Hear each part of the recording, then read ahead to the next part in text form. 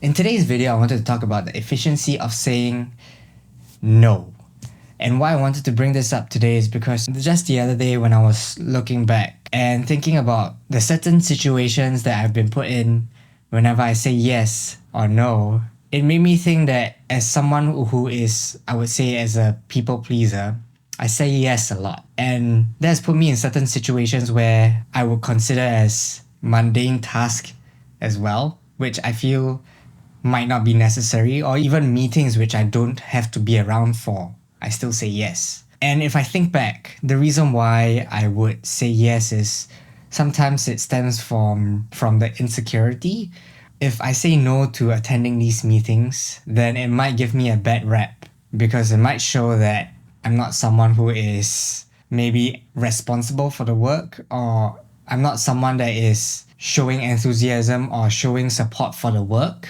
But I guess it's also that balance, right? Because at the end of the day, if I would like to set boundaries for myself in order to create space for my own flexibility as well as optimization in the work that I do, then it's going to be essential that I know how to say no in these kind of situations and know when to say yes to other situations, such as to new opportunities that may present itself for my growth and my development. So it's more of like catering that time that I have on a daily basis to areas that can help me rather than waste time doing mundane tasks that may not be even beneficial for the company that I'm working with, the client, and myself. And another aspect to look at this as well is, will this be benefiting me or the company or the client that I'm working with for the long term or the short term? Because if I keep getting dragged into certain